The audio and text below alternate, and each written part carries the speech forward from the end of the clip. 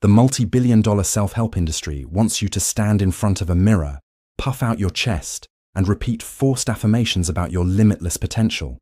But beneath that artificial smile, your jaw clenches. Your shoulders hike up toward your ears. Your stomach ties itself into a tight, uncomfortable knot. You do not feel limitless. You feel exhausted. We chase positivity like a chemical addiction. Yet modern society drowns in unprecedented levels of despair. Mark Manson flips this entire script. The pursuit of feeling good all the time acts as the very mechanism destroying your peace. The key to a fulfilling existence is not caring about more things. It involves caring about less. It requires allocating your limited capacity for concern toward things possessing genuine, unshakable meaning. Module 1. The Trap of Forced Positivity. Every time you open your phone, a curated feed of luxury vacations, perfect relationships, and sculpted bodies floods your screen. Your breath goes shallow. A heavy, hollow sensation anchors itself in your chest. You scroll past a former classmate standing on the deck of a yacht, and a bitter, metallic taste coats your tongue. The modern world conditions us to believe that a normal, average life equates to catastrophic failure. We measure our baseline reality against the highlight reels of others. Because of this, we engage in a relentless sprint toward an arbitrary state of happiness, assuming that if we just read the right book, buy the right car, or land the right promotion, the hollow feeling will vanish forever. But the harder you sprint toward happiness, the further it recedes into the horizon. In a 2025 study published in the journal Applied Psychology, Health and Well-Being, researchers demonstrated that participants who pursued happiness exhibited diminished self-control, reduced mental sharpness, and a higher tendency to engage in unhealthy behaviors. They proved that treating happiness as a quantifiable goal triggers self-sabotage. The philosopher Alan Watts identified this phenomenon decades ago, naming it the backwards law. This law states that the desire for a positive experience remains at its core a negative experience. Conversely, the acceptance of a negative experience transforms into a positive experience. Consider the mechanics of physical exercise, the burning sensation in your muscles, the sweat stinging your eyes, the desperate gasping for air. These define a negative physical experience. But enduring this voluntary pain produces a stronger, healthier body, which constitutes a profound positive outcome. Conversely, avoiding all physical discomfort by lounging on the couch provides a temporary positive experience, but generates long-term health crises. Imagine finding yourself thrown into the deep end of a freezing pool with your hands bound behind your back. Your survival instinct screams at you to kick, to thrash, to fight the water to keep your mouth above the surface. Your lungs burn. Panic sets in. But the more you thrash, the more oxygen you burn, and the faster you sink to the bottom. The counterintuitive secret to surviving this drown-proofing exercise requires you to stop fighting the water. You must surrender to the physics of the pool. You let yourself sink, allow your feet to touch the concrete floor, and use that solid foundation to push yourself up for a brief breath of air. You repeat this process of sinking and pushing. Surviving requires the ability to not swim. Emotions function through the exact same physics. Straining to force a state of calm tightens your chest and accelerates your pulse. Pushing negative emotions away through expressive suppression amplifies the internal damage. Trying to force your mind to silence itself makes the intrusive thoughts echo louder. The solution requires softening your stance. Let the frustration wash over you without resistance. Accept that life includes discomfort, boredom, and periods of profound sadness. When you stop demanding a life devoid of negative experiences, the suffocating pressure evaporates. The mundane moments no longer feel like failures. You reclaim your energy, no longer wasting it on the impossible task of eliminating all pain. But if we abandon the mandate to feel spectacular at all times, a new psychological threat emerges. We have spent decades marinating in an ideology that insists every single human being harbors a seed of world-changing greatness. What happens when we strip away that comforting illusion? Module 2. The Delusion of Exceptionalism. Picture a school assembly. A child walks across a wooden stage, back straight, chin high, clutching a shiny plastic trophy for participating in a weekend soccer tournament where no score was kept. Decades later, that same individual sits in an office chair, arms crossed, face flushed red, demanding a promotion after 3 months of doing the bare minimum. When the manager offers constructive criticism, the employee's lower lip quivers. Their eyes dart to the floor. The feedback feels like a personal attack, a deep wound to a fragile ego. We spent decades operating under the assumption that boosting a person's self-esteem would cure societal ills. Educational systems shifted away from rewarding objective achievement and instead focused on protecting feelings. We handed out endless praise, hoping to build a generation of confident, resilient innovators. Instead, we constructed a culture of fragile entitlement. Individuals demand the rewards of exceptionalism without undertaking the grueling, unglamorous labor required to earn it. This relentless focus on feeling special birthed a widespread psychological crisis. A 2021 study from New York University dismantled the traditional understanding of extreme self-focus, revealing that grandiose behavior and flexing on social media do not stem from an inflated sense of self-worth. Rather, narcissism operates as a compensatory adaptation to cover up severe insecurity and profound feelings of inadequacy. When individuals lack genuine competence to ground their identity, they rely on external validation to prop up their fragile self-image.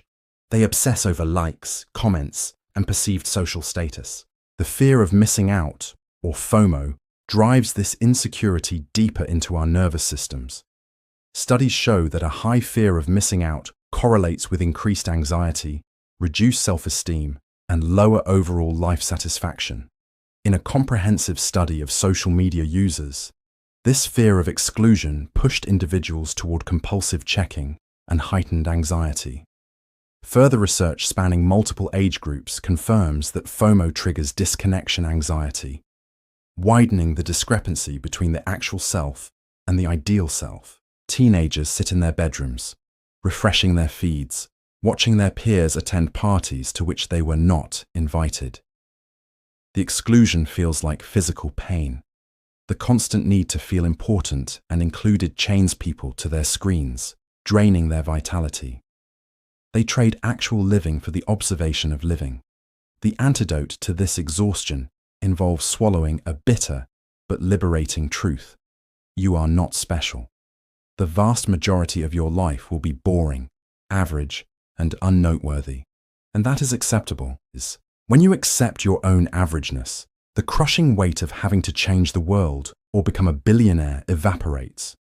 You grant yourself permission to enjoy basic, foundational human experiences. A quiet morning coffee, a simple conversation with a friend, a walk through a local park. These moments hold immense value, but the entitled mind dismisses them as inadequate. Recognizing your ordinary nature allows you to focus your energy on gradual, authentic improvement, rather than agonizing over your lack of global recognition. True resilience requires meeting yourself with basic decency after failure, recognizing your flaws rather than masking them. Accepting your ordinary nature removes the suffocating pressure of greatness. It does not, however, remove the friction built into the human condition. Pain remains a constant companion. Since suffering is inevitable, you face a critical decision regarding the specific flavor of suffering you will consume. Module 3. The Architecture of Meaningful Pain. Look at a person attempting to change their life. They stare at a vision board pinned with pictures of sports cars, massive mansions, and shredded physiques. Their eyes dilate with desire. A grin spreads across their face as they imagine standing on a mountaintop of success. But the next morning, when the alarm blares at 5 o'clock in the pitch-black cold, they groan, pull the heavy blanket over their face, and hit the snooze button. They want the summit. They refuse to climb the mountain. Society sells the lie that the ultimate goal of human existence is to eradicate problems. We believe that once we reach a certain income bracket, or find the perfect spouse, or lose 20 pounds, the struggles will cease. But problems never disappear. They merely evolve. You exchange the problems of poverty for the problems of wealth. You exchange the problems of loneliness for the problems of a relationship. Happiness does not sprout from a lack of problems. Happiness generates from the act of solving meaningful problems. A billionaire still has problems. They just have better, more manageable problems than a person sleeping on the street. This brings us to the most defining question you can ask yourself. What pain do you want in your life? Mark Manson himself harbored a dream of becoming a famous rock star. He envisioned crowds screaming his name, the thrill of the stage lights blinding his eyes, the roar of the amplifiers in sold-out arenas. He obsessed over the image of signing autographs and living the rebellious lifestyle. But year after year, he made zero progress. He bought the guitar, but he let it gather dust in the corner of his bedroom. He recognized a hard truth. He loved the result, but he despised the process. He hated lugging heavy equipment into empty dive bars on Tuesday nights. He hated the repetitive hours of practicing scales until his fingers bled. He abhorred the logistics of booking shows and dealing with promoters. He wanted the summit of the mountain, but he despised the climb. Because he rejected the pain associated with the goal remained an empty fantasy. People love the idea of becoming a successful entrepreneur, but they hate the risk, the sleepless nights, the shattered relationships, and the sting of repeated failure. People love the idea of having a sculpted body, but they despise the burning lungs, the calloused hands, and the rigid discipline of denying cravings. You cannot desire the reward without desiring the struggle required to earn it. The pain acts as the toll booth on the road to the destination. When you choose a meaningful goal, you choose to invite a specific type of pain into your daily routine. The physical manifestations of this chosen pain become badges of honor. The soreness in your legs after a brutal run, the sting in your eyes after staring at code for 10 hours to build a business. The uncomfortable knot in your throat when you initiate a difficult but necessary conversation to save a friendship. This pain builds character, it shapes identity, it forces adaptation. Those who refuse to choose a struggle do not escape suffering. They end up enduring the hollow, corrosive pain of regret and stagnation. The couch potato still suffers from muscle atrophy, lethargy, and a sense of worthlessness. The coward still suffers the agonizing echo of unspoken words. Since you must suffer, you must become the architect of your own hardship. Pick a burden worth carrying. Choosing your struggle grants you immense agency over your destiny. You map out the terrain of your own battles. But life holds a chaotic, unpredictable nature. Sometimes the universe drops an anvil on your head that you never asked for, never predicted, and never deserved. When tragedy strikes through no fault of your own, where does the agency go? Module 4. The chasm between fault and responsibility. A man sits in a cramped apartment, staring at a stack of unpaid medical bills. His hands shake. His teeth grind together so hard, his jaw aches. Years ago, a drunk driver ran a red light and T-boned his car, leaving him with chronic back pain and a mountain of debt. The man points a trembling finger at the wall, recounting the injustice to anyone who will listen. He wraps himself in a blanket of righteous anger. The anger feels warm. It provides a rush of moral superiority. He is the victim. The other driver is the villain. His assessment is accurate. The crash was not his fault, but the warm blanket of victimhood turns into a straitjacket. We possess a deep biological urge to assign blame when things go wrong. Blaming others acts as a pressure release valve for emotional pain. It triggers a spike of dopamine, providing a fleeting sense of righteous indignation. If a partner cheats, if a business partner steals, if a parent abandons a child, the fault rests on their shoulders. But a crucial distinction exists between fault and responsibility. Fault looks backward at who caused the damage. Responsibility looks forward at who must clean up the wreckage. The judge can declare the drunk driver at fault. The court can order financial restitution, but the other driver cannot do the physical therapy for the injured man. The other driver cannot stretch the tight muscles, endure the burning pain of rehabilitation, or manage the daily emotional toll of recovery. The responsibility for healing belongs to the victim. This concept terrifies people. It feels deeply unfair. Why should you have to do the grueling work to fix a mess someone else created? It feels unjust because it is unjust. But demanding fairness from the universe is a recipe for endless misery. The universe does not deal in fairness. Consider the story of William James, the pioneering psychologist. In his 20s, he suffered from a myriad of health issues, faced repeated professional failures, and contemplated ending his own life. He blamed his physical body, his rigid upbringing, and his economic circumstances. He wrote in his diary about his profound despair. But one day, while reading a philosophical essay, he conducted a mental experiment. He decided to spend 1 year taking absolute, 100% responsibility for everything that happened in his life, regardless of fault. He pledged to act as if he possessed total control over his destiny. If his life did not improve after 12 months, he would end it. That single shift in perspective cured his paralysis. He stopped waiting for the world to accommodate his weaknesses and started building a life around his limitations. He went on to revolutionize American psychology, becoming one of the most influential thinkers in modern history. The circumstances of his physical illness did not change, but his relationship to the struggle transformed. Taking radical responsibility for your current circumstances, regardless of how they originated, remains the path out of the abyss.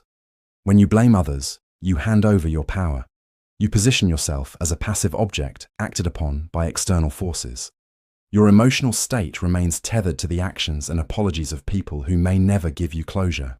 But the moment you accept responsibility, your posture shifts. You plant your feet on the floor. You straighten your spine. You reclaim ownership of your mind. You cannot control the cards dealt to you. You cannot control the genetic predispositions, the childhood environment, or the macroeconomic disasters. You control your response. Taking responsibility means deciding how you will interpret the tragedy and what actions you will take next.